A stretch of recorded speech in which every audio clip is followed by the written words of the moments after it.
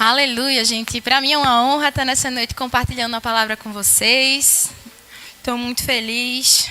Feliz também que a minha família está aqui. E hoje nós vamos falar sobre algo muito importante no que diz respeito à vida em Deus. Nós vamos falar sobre quem Ele é. Amém? E aí, enquanto eu estava meditando para ministrar nessa noite, perguntando ao Senhor o que Ele gostaria de trazer para os nossos corações, o Senhor me deu uma pergunta e uma indicação de leitura. E a pergunta foi: você conhece a Deus? E se você parar para pensar de uma forma rasa nessa pergunta, é uma pergunta muito simples de se responder, né? Talvez você tenha crescido num berço cristão e você conheça a Deus desde que você nasceu, ou talvez você já tenha 20, 30 anos de evangelho e você diga: não, Ju, eu conheço a Deus. Conheço.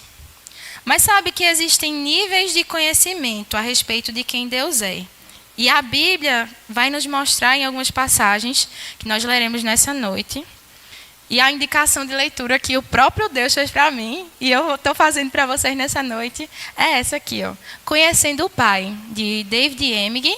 É um livro bem fininho, você encontra no Verbo Shop online, no daqui ainda não chegou. Mas quando chegar, te recomendo muito que compre. Eu tinha esse livro já há algum tempo e ele estava fechado. E o Senhor falou comigo para lê-lo. E eu comecei a ler ontem e não consegui parar.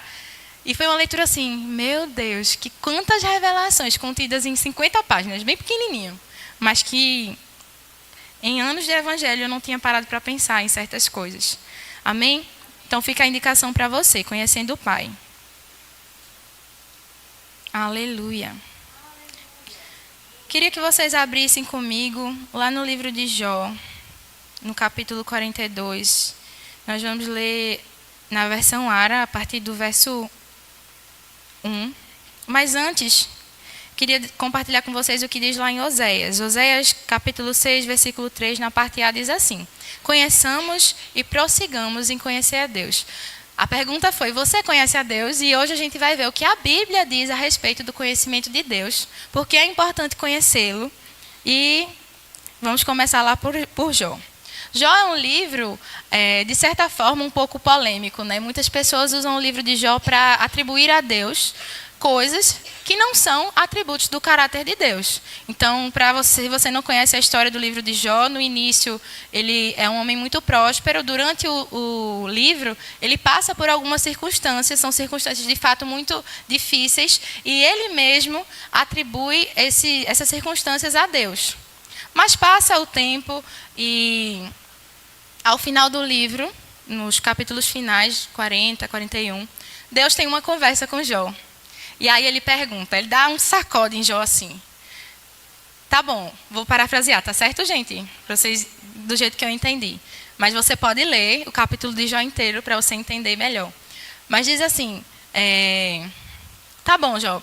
Ok, você está dizendo que eu fiz isso, que fui eu que trouxe doença para o seu corpo, que fui eu que peguei os seus bens. Conhece aquela música? Deus me deu, Deus tomou. Pronto, já estava dizendo isso a respeito de Deus. E aí Deus falou com ele e disse: onde é que você estava? Você que sabe de tudo, você que sabe que fui eu que fiz isso. Onde é que você estava quando eu formei o universo?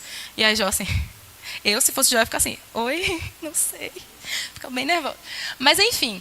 E aí Deus tratou com ele, e no capítulo 42 nós temos a resposta de Jó ao que Deus falou com ele. Então, sabe que, apesar de tudo que Jó passou, ele não ficou com raiva de Deus, sabe? Ele passou por muitas coisas, ele perdeu seus filhos, perdeu seus bens, ficou doente. Queria morrer de tão mal que estava a situação, mas em momento nenhum ele se revoltou contra Deus.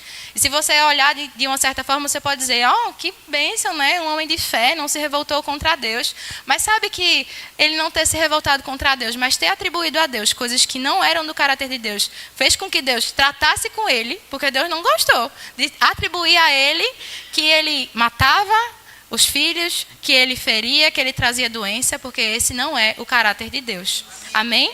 E Deus fez questão de se revelar. E aí vamos lá, Jó, depois desse sacode, eu não teria nem palavras, mas ele teve, e nós vamos ler diz assim, a partir do versículo 1 do 42. Então respondeu Jó ao Senhor: bem sei que tudo podes, e nenhum dos teus planos pode ser frustrado. Quem é aquele, como disseste, que nem sem conhecimento encobre o conselho? Na verdade, falei do que não entendia, coisas maravilhosas demais para mim, coisas que eu não conhecia. Escuta-me, pois, havias dito, e eu falarei, e eu te perguntarei, e tu me ensinarás. Eu te conhecia só de ouvir, mas agora os meus olhos te veem. Existe uma versão que fala: antes eu te conhecia de ouvir falar, mas hoje eu te conheço de contigo andar. Amém? A vontade de Deus é que nós o conheçamos, não só de ouvir falar, através de experiência de outras pessoas, através de coisas que a gente vê em várias fontes de informação. Não, a vontade de Deus é que você conheça Ele pessoal e profundamente. E ele diz aqui, né? E eu falarei, te perguntarei, e tu me ensinarás. Então, Deus deseja se revelar a você e a mim. Amém? Amém. Glória a Deus. E aí, nós temos uma outra passagem para fundamentar nossa mensagem de hoje, lá em Atos, capítulo 17. Nós vamos ler a partir do verso 23, na versão NVI. E eu vou contextualizar para vocês. Paulo, apóstolo do Senhor, Jesus já tinha vindo para a terra, já tinha morrido, a igreja já tinha começado, né? Ele também já tinha ressuscitado, que essa parte é importante. A igreja já tinha começado e Paulo estava numa viagem missionária até a cidade de Atenas, uma cidade em que as pessoas eram conhecidas por sua inteligência, por buscar a sabedoria, por buscar a verdade. Não é, vocês lembram da época da escola? A gente via em filosofia grandes estudos, grandes ensinos que ficaram para nós do povo grego. Amém? E Paulo estava nessa cidade. Enquanto ele estava nessa cidade, ele viu um objeto de culto. Um objeto de culto ao Deus desconhecido. E existe uma história que conta como foi essa revelação de quem Deus era para o povo grego. Existe um livro também chamado O Fator Melquisedeque, que trata de revelações a respeito de Deus e de Jesus, de um filho que ele tem, para povos diversos. E esse fator Melquisedeque é estudado e definido da seguinte forma: revelações a respeito de Deus e do plano de redenção do Senhor para povos distantes. E aí, o que acontece? Quando os missionários chegam, por exemplo, numa tribo, no meio da África, eles já têm uma história a respeito de Deus, algo parecido com aquilo que a gente conhece. E quem foi que contou para eles? Deus se revelou. E aí, o Fator Melquisedeque, para quem quiser conhecer mais. É um livro e também tem vários materiais interessantes. Mas aí, nesse livro, ele conta como foi que aconteceu a formação desse altar ao Deus desconhecido. Existe uma praga acontecendo no meio daquele povo e eles não sabiam mais o que fazer. Já tinham oferecido sacrifícios a todos os deuses, já tinham feito tudo o que estava ao seu alcance e aquela praga não parava de matar. E aí surgiu um homem, que no momento eu não lembro o nome dele, que era sábio, que conhecia o Deus vivo, o Deus ao que nós servimos. E ele apresentou esse Deus ao povo, não de forma pessoal. Ele disse assim: olha, vocês fazem um altar desse jeito, um sacrifício desse jeito, e esse aqui é o Deus que vai resolver a situação que vocês estão passando. E aí, centenas de anos depois, aquele altar ainda estava de pé, no meio de muitos outros altares, a deuses diferentes, e por não saber que Deus grande era esse, que tinha sido capaz de resolver o problema que ninguém havia resolvido, as pessoas colocaram o altar ao Deus desconhecido. E nesse contexto, Paulo chega nesse lugar. E ele vai falar, ministrar a respeito desse Deus. Então você, mais uma vez, consegue ver que Deus deseja se revelar àqueles que não o conhecem. Diz assim, a partir do 23. Pois andando pela cidade, observei cuidadosamente os seus objetos de culto e encontrei até um altar com esta inscrição: ao Deus desconhecido. Ora, o que vocês adoram sem conhecer? Este é o que eu anuncio a vocês. O Deus que fez o mundo e tudo o que nele há é o Senhor dos céus e da terra e não habita em templos feitos por mãos humanas. Ele não é servido por mãos humanas como se necessitasse de algo, porque ele mesmo dá a todos a vida vida e o fôlego e as demais coisas. De um só homem ele fez todos os povos, para que povoassem toda a terra, tendo determinado os tempos anteriormente estabelecidos e as fronteiras de seus territórios. Deus fez isso para que os homens o buscassem e talvez, tateando, pudessem encontrá-lo. Embora não seja longe de cada um de nós, embora não esteja longe de cada um de nós, pois nele vivemos, nos movemos e existimos.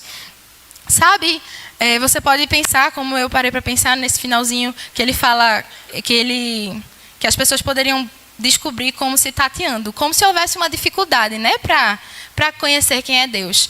E aí eu acabei de falar que Deus deseja se revelar e que ele faz o máximo para se revelar, então como é que encaixa essa ideia? E eu queria falar para você que no início de todas as coisas, lá no Éden, Deus era plenamente revelado ao homem. E a partir do momento que Adão e Eva se entregaram ao pecado, o pecado fez separação entre Deus e o homem. Então, aquela imagem clara de quem Deus era, que Adão e Eva tinham acesso no Éden, não estava mais disponível ao homem.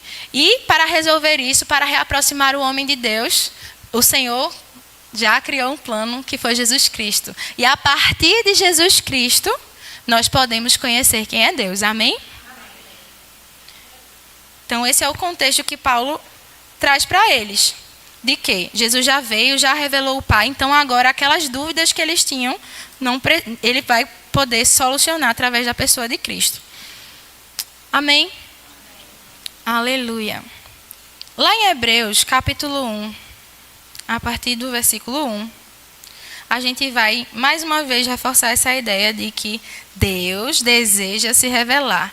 Deus não é um Deus misterioso, um Deus é mistério, só Deus sabe sobre essas coisas. Claro que existem coisas que Ele reserva para si, mas a nós, através do Espírito Santo, nós podemos ter acesso àquilo que está no coração de Deus. Amém? O Espírito Santo prescruta o coração de Deus. Ele habita dentro de mim e de você. Se você desejar e buscar, você vai ter acesso a informações que só o Senhor tem. Amém? Aleluia. Diz o seguinte, em Hebreus 11,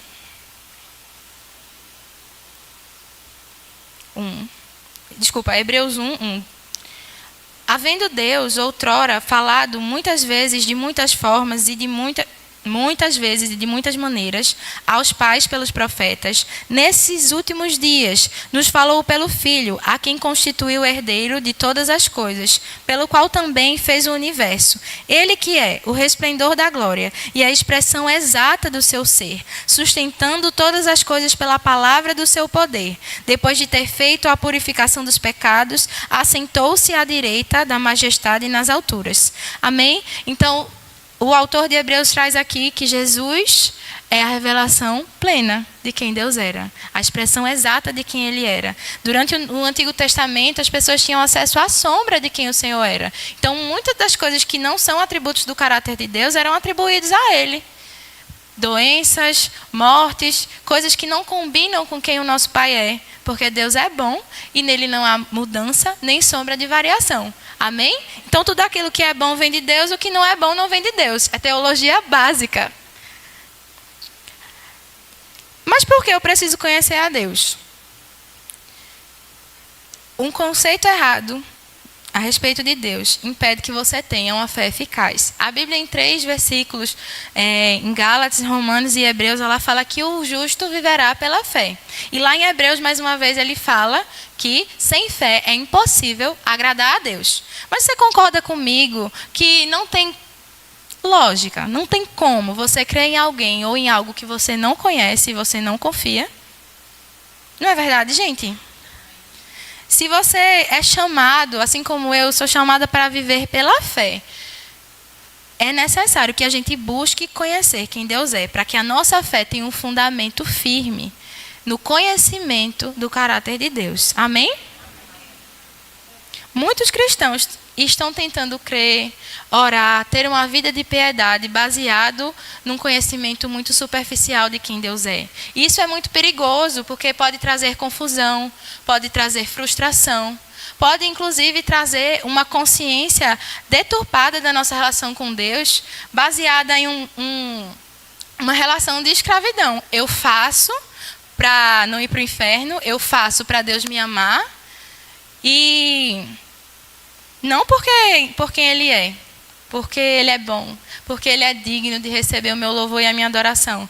Sabe? Essa ideia a respeito de, eu preciso fazer, porque senão Deus não vai me amar. Eu preciso ser desse jeito, obedecer, porque senão Deus não vai me amar. Claro que eu não estou dizendo aqui, gente, que não é para a gente andar direitinho, amém? Que não é para a gente servir, não é isso que eu estou falando. Não tente me entender errado. Mas o que eu estou dizendo é que você não pode comprar a sua salvação com as suas obras. Você não pode comprar o amor de Deus com aquilo que você faz, sabe? Deus decidiu amar você do jeito que você era, do jeito que você está, sabe? Do jeito que você ainda vai ser, porque Ele sabe de todas as coisas e Ele decidiu amar você. Você não precisa viver uma vida escravizada numa ideia errada, pensando que Deus está bravo com você. E qualquer erro, pequena falha que você cometa, Ele não vai mais gostar de você. Sabe que tem gente que tem essa ideia? Crentes, nascidos de novo, cheios do Espírito, mas que tem esse sofisma na sua alma, que pensam que Deus está bravo com elas a qualquer deslize que elas façam. Isso não é verdade, gente. Deus ama você. Deus ama você.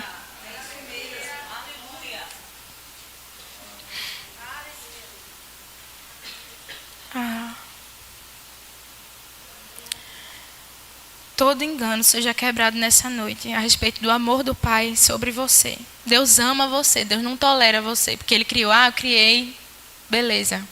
Desculpa. Eu criei, ok. Eu tenho que suprir, eu tenho que cuidar, porque eu criei, né, é meu filho. Talvez você tenha tido uma relação assim com seu pai natural, mas saiba que Deus não é assim. Ele ama você. Ele ama você. Cada detalhe seu foi Ele que formou no ventre da sua mãe. Ele ama você. Ele sonhou com você, sonhou com os seus dias.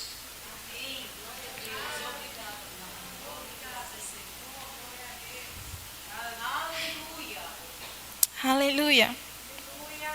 Lá em Salmos 103, versículo 8, diz assim, na versão NVI: O Senhor é compassivo e misericordioso, tardio em irar-se, cheio de amor leal. Não acusa para sempre, nem fica ressentido eternamente. Não nos trata conforme os nossos pecados, nem nos retribui conforme as nossas iniquidades. Como os céus se elevam acima da terra, assim é grande o seu amor para com os que o temem. Amém? Deus, Ele não está bravo com você. E se você está numa situação de pecado, se você tem errado, se você sabe que está fora da vontade de Deus, é simples. Você se arrepende, deixa e encontra misericórdia no Senhor. Assim como a palavra nos ensina. Eu não estou pregando aqui um evangelho de você, venha como está, fique como está e vai para o céu como está, porque você não vai. Porque o evangelho é transformação. Conhecer a Deus leva a gente a uma vida de transformação. Sabe, quando a gente passa a conhecer o Senhor, a gente passa a se reconhecer nele e damos uma resposta às expectativas de Deus a nosso respeito. E isso é que gera transformação. O evangelho não é eu fazer algo para agradar alguém, ou porque alguém vai pensar de certa forma, ou porque eu quero me auto-justificar. Não deveria ser. Se você tem vivido um evangelho assim, se arrepende e mude. Porque o evangelho é viver para Ele, por quem Ele é, e responder aquilo que Ele fez por mim e por você. Amém? Aleluia. Glória a Deus. E lá em 1 Coríntios 2,14, agora na versão ARA, diz o seguinte: Ora, o homem natural não aceita as coisas do Espírito de Deus, porque eles são loucura, e não se pode entendê-las, porque elas se discernem espiritualmente. É engraçado você pensar, né, que existe um Deus todo-poderoso, que Ele poderia punir você ou qualquer outra pessoa, ou eu, do jeito que Ele quisesse, diante de alguma falha cometida, mas Ele escolhe, mesmo a gente sendo tão difícil de lidar, nos amar do jeito que a gente é. É estranho, né? Não dá para entender muito bem. Talvez você não tenha essa inclinação de primeira, como eu também não tenho, que a gente vai trabalhando o fruto do Espírito, que é o amor que a gente recebeu do Senhor. Mas sabe que você naturalmente, logicamente, não vai entender como Deus funciona. Mas se você se abrir ao Senhor e receber o Espírito Santo, Ele mesmo vai trazer revelação ao seu coração. E você vai conseguir compreender essas coisas. Amém? Aleluia. Glória a Deus. A imagem correta de Deus está na sua palavra e não nas circunstâncias. Nós não podemos definir o caráter de Deus por aquilo que nós passamos ou por aquilo que a gente viu alguém passar.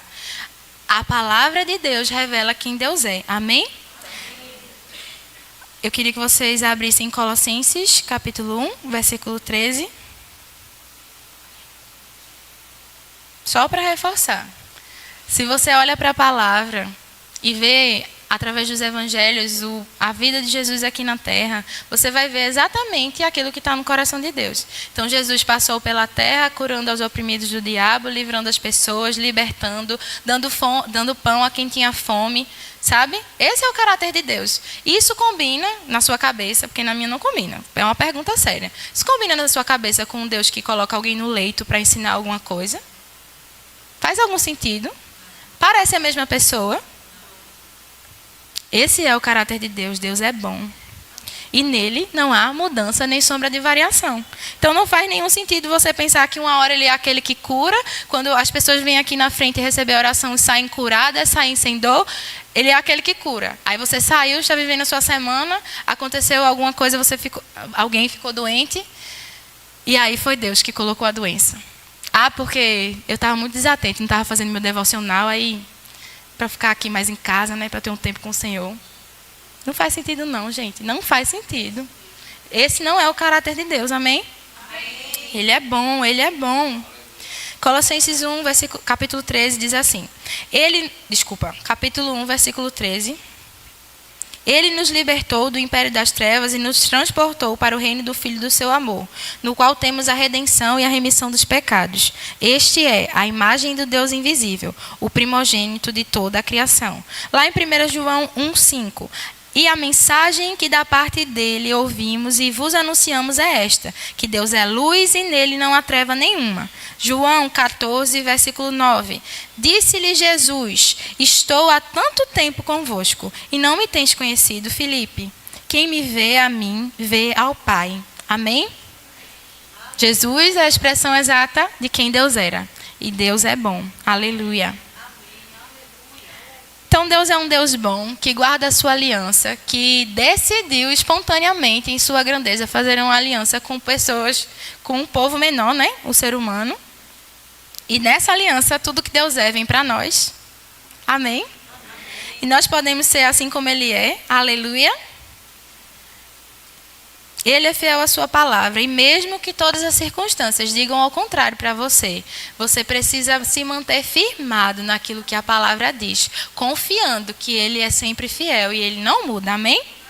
Em Deuteronômio, capítulo 7, versículo 9, a gente vai ver um pouquinho sobre isso. O Deus que guarda a sua aliança, o Deus que é fiel. Sabei, pois, que o Senhor vosso Deus é Deus, o Deus fiel, que guarda a sua aliança e a misericórdia até 1000 gerações, aos que o amam e cumprem os seus mandamentos. Hebreus 13, versículo 8. Jesus Cristo, ontem é o mesmo, ontem e hoje. Jesus Cristo, ontem e hoje é o mesmo e o será para sempre. Amém? Então, Ele não muda. Assim como Deus não muda, Jesus Cristo também não muda. Uma ideia muito errada que a gente pode carregar, que foi uma revelação para mim quando eu estava lendo o livro, foi que às vezes a gente faz uma separação sobre a pessoa de Deus e a pessoa de Jesus. Então, Jesus me ama, Jesus é meu amigão, mas Deus é aquele que é justo juiz. Oh, aleluia. Não brinca com Deus, não. E não é para brincar mesmo, não, viu, gente? Mas sabe que se Jesus era a expressão exata de quem Deus era, eles não são diferentes. Se Jesus ama você, se Ele é bom, se Ele é seu amigo, Deus também é. E Ele quer se fazer conhecido a você. Lá naquela passagem que fala que a gente deve entrar no nosso quarto, fechar a porta, e o seu Pai que está em secreto. Sabe que Deus Ele quer ter momentos de intimidade e relacionamento com você e se fazer conhecido. E somente através de relacionamento e conhecimento de quem Ele é, você vai poder viver a plenitude daquilo que Ele planejou para que você vivesse nessa terra. Aquilo que a aliança garante a você. Se você não conhecer quem Deus é, você não vai desfrutar de tudo. E eu não falo de coisas pessoais, mas sabe que quando você conhece a Deus, você sabe definir bem o que é obra do diabo, o que é obra de Deus. E você vai ser uma bomba no inferno e uma bênção na vida dos seus irmãos. Sabe? Quando você conhece a Deus, você sabe quem você é e o que você pode nele. Você é uma bênção para aqueles que estão ao seu redor, desfazendo as obras do diabo, assim como Jesus nos chamou para ser. Amém? Aleluia. Então você já entendeu que Deus é bom, que Ele deseja se revelar, que se você não conhecer quem Deus é, você não vai ter uma vida de fé eficaz. E se você é chamado para viver pela fé, isso é tudo, né? Se você não tem fé na coisa certa, não tem como viver pela fé. E como é que você vai fazer isso? Como é que a gente faz isso? A gente tira uma ideia errada, colocando uma ideia certa. Se você repetir ou ouvir 7 vezes uma ideia, ela fica entranhada no seu intelecto. Você vai ter aquela ideia como verdade. Mas sabe que quando você tem uma ideia errada, para que essa ideia seja trocada por outra, você precisa ouvir pelo menos 17 vezes. E aí, se você tem uma ideia errada a respeito do caráter de Deus, construída de qualquer forma que foi, não importa que forma ela chegou aí, mas eu vou te dar a chave para você tirar ela daí. Ouvindo a palavra, e o lavar regenerador da palavra vai trazer a revelação de quem Deus é ao seu coração. Amém? Então você tira o pensamento errado, colocando para dentro o pensamento certo. E a Bíblia fala que a fé vem pelo ouvir, e o ouvir da palavra de Deus. Então, quanto mais você se enche da palavra, quanto mais você coloca para dentro aquilo que é a verdade a respeito do Senhor, mais você vai conhecê-lo. Amém? Uma mente não renovada impede a fé. Deus deixou a sua palavra para revelar quem Ele é. E a fé vai crescer quando você começar a ver quem Deus é. Ouvir sobre Ele, ter tempo de comunhão com Ele. Sabe que uma experiência pessoal com Deus, ela não vai acontecer se você só tirar tempo para Deus quando der e de qualquer jeito. Quando você der para Deus 5 minutos do seu dia, mais ou menos, se você lembrar, isso não é relacionamento. Se você pensar num relacionamento natural com uma namorada, um namorado, ou qualquer outro tipo de relacionamento, se você der 5 minutos, quando der para alguém, não vai durar muito tempo. E como é que a gente faz isso com Deus? Criador dos céus e da terra. E diz assim, beleza, Deus me ama, Deus é bom, mas... tá bom, já sei disso. E o resto? E o resto, e quem Ele é, e quem você é nele, e o que Ele criou você para ser. Como é que você vai descobrir? Tendo tempo, investindo tempo de relacionamento com o Senhor. Amém? Aleluia. Romanos 12:2 fala a respeito do que a gente estava conversando, que é: e não vos conformeis com este século, mas transformai-vos pela renovação da vossa mente. E em João 17:17 diz o seguinte: santifica-os na verdade, a tua palavra é a verdade. Amém? Seja todo homem mentiroso, todavia a palavra do Senhor é a verdade. Se Deus se importou de deixar para nós um registro da sua vontade, é porque esse registro contém instruções importantes. Você concorda? Então, nós devemos nos dedicar a conhecer a palavra. E conhecendo a palavra, a gente vai conhecer quem Deus é. E conhecendo quem Deus é, a gente vai conhecer quem a gente é. Porque, de fato, quando o Senhor nos formou do pó da terra, Ele soprou de quem Ele era dentro de nós. E quanto mais você o conhece, mais você conhece quem Ele criou você para ser. Amém? Aleluia, glória a Deus. Aleluia. E a respeito ainda de conhecer a Deus, muitas vezes a gente tem algumas perguntas, né? A respeito de coisas que acontecem, se Deus é poderoso, se Ele é o Rei do Universo, porque acontecem coisas ruins. E esse livro trouxe algumas revelações tão interessantes que eu queria compartilhar com você. Lá em 2 Coríntios 4:4, vai trazer um outro personagem para a nossa conversa. E diz o seguinte: nos quais o Deus deste século cegou o entendimento dos incrédulos, para que lhes não resplandeça a luz do Evangelho. Então a Bíblia traz para nós que Satanás é o Deus desse século. Sabe, Deus criou o mundo perfeito, entregou a autoridade desse mundo para Adão, e quando Adão decidiu pecar, essa autoridade foi entregue a Satanás, de maneira legal. E Deus tinha todo o poder para fazer assim, falar: Satanás, sai daqui, sai fora. Pegar de volta a autoridade. Mas isso feriria o caráter dele, que é um caráter justo. Então, se isso aconteceu de forma justa, Deus precisaria que um outro homem tomasse a autoridade de Satanás. E nós sabemos que esse homem foi Jesus, que veio à terra, passou pela terra sem pecar, e a morte não pôde segurá-lo. Amém? Ele morreu, mas ele ressuscitou porque ele não havia pecado, e o pecado é o que dá força à morte, então ele ressuscitou. Amém? Amém. Glória a Deus. E aí, através disso, a autoridade foi restaurada. Amém? Mas sabe que essa terra ainda está sendo governada por Satanás?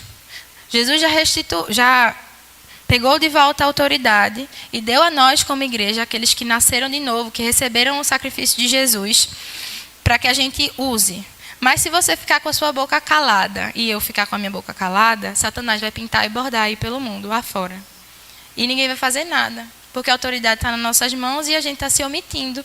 Ah, mas é porque isso aqui é grande demais para mim, isso aqui, só Deus mesmo, só Deus. E só Deus, mas ele já entregou a você e a minha autoridade. Se você ficar calado, não vai se resolver não, irmão. E lá no livro, na página 12, diz assim: Satanás tem programado as pessoas há muito tempo para olhar em toda a parte em busca do Pai, exceto na palavra de Deus. Ele tem iludido a humanidade para aprender de Deus através da filosofia, da religião e do conhecimento natural. Mas sabe que Deus é um ser tão extraordinário que naturalmente a gente nunca vai conseguir entender? Como é que a gente conhece a Deus? Através da sua palavra e com a revelação do Espírito Santo. Amém? Então, naturalmente, as pessoas podem buscar e passar suas vidas procurando compreender, mas vão ficar presas no mesmo lugar, porque naturalmente não dá para se compreender ao Senhor. Amém? A razão humana não revela quem Deus é. Se você olhar para esse mundo deturpado, não revela quem Deus é. Se você olhar para a criação, ela vai expressar o Criador. Mas se você olhar para o mundo, e o mundo é o conjunto de tudo, a natureza, as pessoas, a deturpação da natureza, né? Porque a natureza foi criada perfeitamente pelo Senhor. Mas se você vê como estão as coisas agora, machucadas, bagunçadas, isso tudo não vai expressar quem Deus é. Isso expressa o Deus desse século. Amém? E aí, você pode pensar, eu vou abrir aqui uma outra parte, e é a última, para a gente finalizar. A respeito de sofismas que Satanás pode ter colocado no seu coração, ou de alguém que você conhece. E agora você já vai saber falar com essa pessoa e defender o caráter de Deus mesmo, sabe? Diz assim: pensamento errado, fé errada. Satanás é o Deus desse século. E aí, se você pensa que você precisa entender, Satanás é o Deus deste século. Se você tem a ideia errada de que Deus é o Deus deste mundo, então você pode dizer: Deus tirou o seu bebê para que você olhasse para ele e aprendesse a ouvir a sua voz e começasse a ir para a igreja. Ou talvez Deus permite você ficar doente para lhe humilhar, para assim ele poder ensinar. Ou você nunca sabe sobre Deus, ele pode matar seu irmão para que ele possa ter a sua atenção. Tudo isso são fraudes. Você não pode olhar para o mundo e ver como é o Pai. Pensamento errado significa crer errado. Um dos maiores enganos de Satanás tem sido fazer com que a igreja culpe a Deus pelo que ele fez. E então ele sussurra para nós: bem, isso deve ser a vontade de Deus. Se você não conhece a Deus pela sua palavra, se você não conhece quais são as obras de Satanás, então você permite que você mesmo esteja completamente aberto a ser destruído. Lá em Oséias fala: o meu povo está sendo destruído porque lhe falta conhecimento. Se eu não entendo de onde vem o problema, como é que eu vou combater o problema? Se eu acho que Deus é o problema, quem é que vai me ajudar? Quem poderá me defender? Se foi Deus que colocou a doença, o pastor já deu até esse exemplo aqui.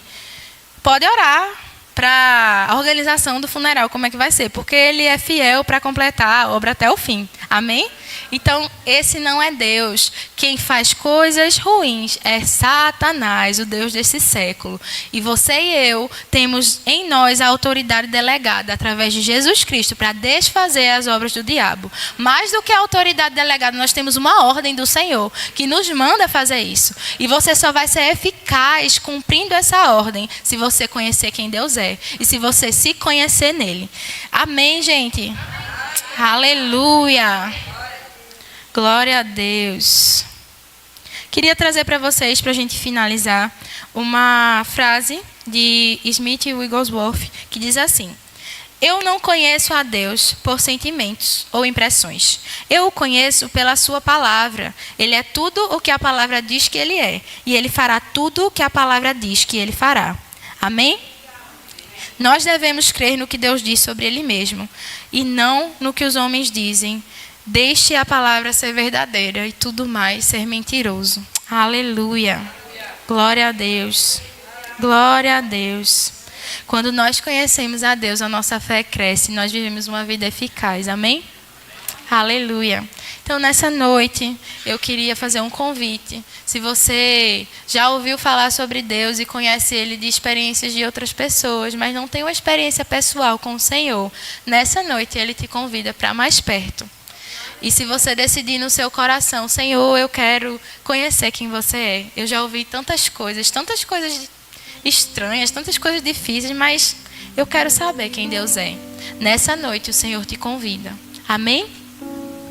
Se você quiser fazer de Jesus Senhor e Salvador da sua vida, essa é a sua noite.